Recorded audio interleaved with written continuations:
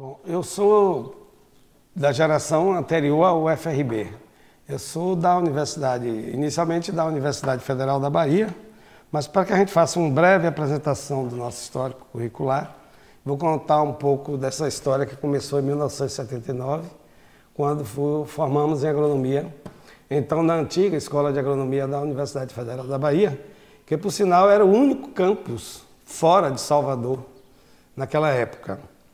Então concluímos nosso curso após uma greve prolongada da UFBA e ficou marcante na história da minha turma o fato de sermos reprovados em massa no segundo semestre de 78, quando a gente pretendia formar. Mesmo aqueles que foram ingressos naquele ano também foram reprovados, dada a duração da greve.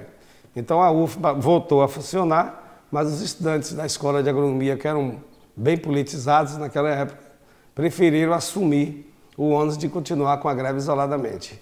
E aí culminou com a reprovação em massa de toda a turma.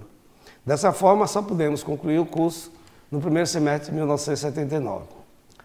Após a conclusão do curso, passei algum tempo como funcionário ou empregado da Empresa Brasileira de Pesquisa Agropecuária, a Embrapa atual, mas logo depois vi que minha vocação era para o ensino. E aí voltei para a Cruz das Almas, onde me fixei como professor desde aquela época, ou mais precisamente em março de 1980. Um curso de mestrado que acabava de nascer aqui na Escola de Agronomia, também sob protesto de muitos alunos, de muitos estudantes na época, dado que ele tinha um financiamento da Fundação Rockefeller, o que gerava uma grande confusão. O curso sobreviveu e nós também, de forma que concluímos esse curso de mestrado em 1984. Após o curso a conclusão do curso de mestrado, tivemos a nossa inserção na orientação, tanto ao nível de graduação como também de pós-graduação, e, de fato, iniciamos aí as nossas pesquisas. Com a conclusão do curso de doutorado em 1999, aí isso se fez mais intensamente. Então já estávamos inseridos no contexto da pós-graduação e começamos então a orientar, tanto no nível da graduação com iniciação científica, mais especificamente PIBIC, que era um programa de iniciação mais valorizado na época, financiado pelo CNPq, e alunos de mestrado e doutorado. As pesquisas, então, nessa época se intensificaram, alguns projetos nossos foram financiados e tivemos a graça de ser contemplado com dois estudantes nossos, dois alunos nossos premiados como jovem pesquisador. E mais tarde eu recebi um prêmio, já em 2010, dentro da UFRB, como orientador sênior do curso de pós-graduação estrito sensu dessa universidade.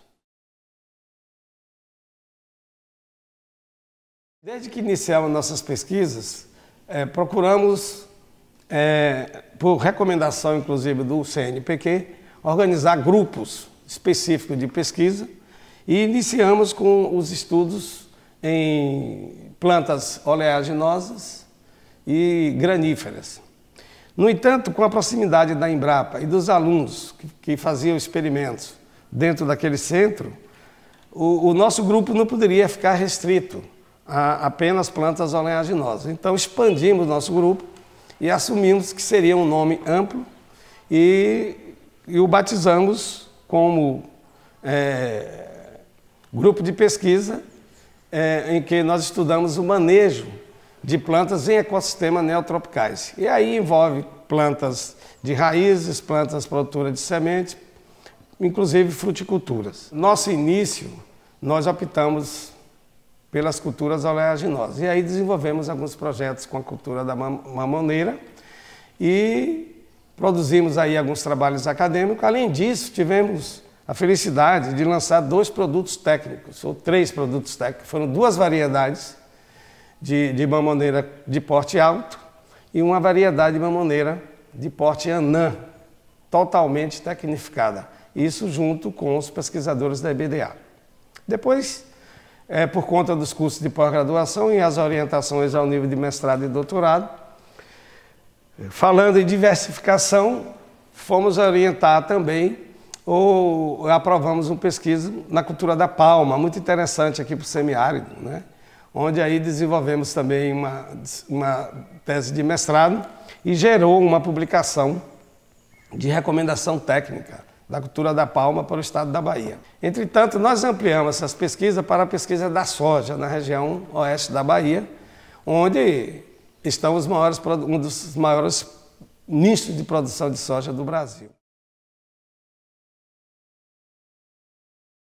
Na pesquisa da soja, por exemplo, nós deixamos um legado muito positivo lá junto com a AIBA, a Associação dos Irrigantes, lá daquela região de Barreira e Luiz Eduardo, pois identificamos alguns cultivares realmente promissores quanto à resistência à ferrugem, além do que pudemos expandir o prazo de semeadura da cultura da soja lá. Mais precisamente no Recôncavo, nós trabalhamos com um sistema utilizando o plantio direto com o sistema ILP, que significa uma integração da lavoura com a pecuária.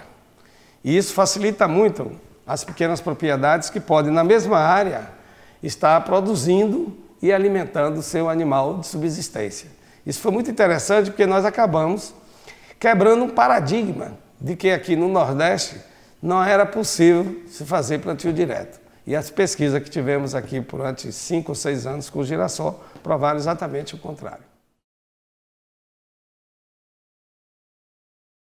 A UFRB, pela sua característica multicampia, ela tende mais a potencializar do que criar entraves para a pesquisa, dado que ela dá acesso, com sua política afirmativa, a muitos estudantes que estão no seu entorno, não é, nesses diversos municípios que integram a Universidade Federal do Recôncavo da Bahia. Então a gente verifica isso na melhoria da condição desses estudantes que não podiam ir para Salvador e hoje eles estão já participando de vários programas e projetos de pesquisas dentro daqui do município de Cruz das Almas, bem como em outros municípios. Então a UFRB, na minha ótica, com esse sistema de multicampia, só veio favorecer a pesquisa em todos os sentidos, já que congrega aí pelo menos 5 ou 6 municípios. A pesquisa, o ensino e a extensão, eles devem estar associados. E esse é o objetivo primordial da universidade. Entretanto, nem todos conseguem fazer funcionar esse tripé. Então, alguns professores têm o viés apenas do ensino, outros conseguem associar o ensino e a pesquisa, e os outros com o ensino e a extensão. E poucos, pela minha vivência nesses 30 anos, conseguem realmente atuar nos 3 segmentos. Como é que eu vejo a pesquisa auxiliando o ensino, por exemplo? A pesquisa ela gera a agucidade, ela melhora a agucidade do estudante, porque gera hipóteses que você tem que buscar respostas. E nessa busca de respostas, ele tem que aprofundar. E se ele vai aprofundar, ele vai aumentar o seu conhecimento. Então a pesquisa tem essa finalidade de subsidiar o ensino, bem como a extensão, porque leva os resultados para a prática ou a aplicação desses resultados através da extensão.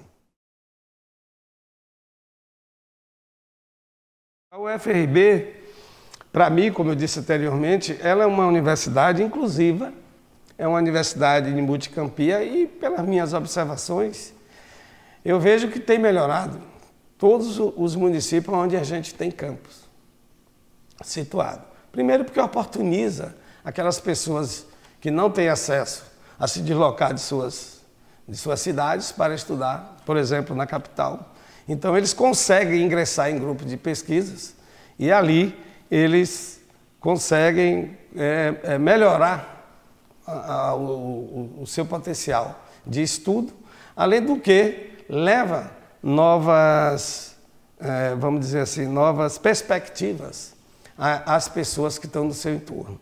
Então, para mim, a universidade tem uma importância muito grande nesse contexto, mas se vale aqui uma crítica, eu acho que ela tem que estar um pouco mais preocupada com a gestão dos seus centros, nos vários campi, de forma que permita, vamos dizer assim, de uma forma mais natural, a descentralização desses campi, para que a sua direção, seus gestores possam atuar sem a mão pesada da administração central.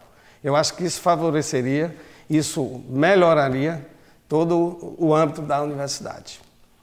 Então, é o que eu poderia deixar, eu já estou pensando em aposentar daqui uns tempos, e eu poderia deixar como sugestão.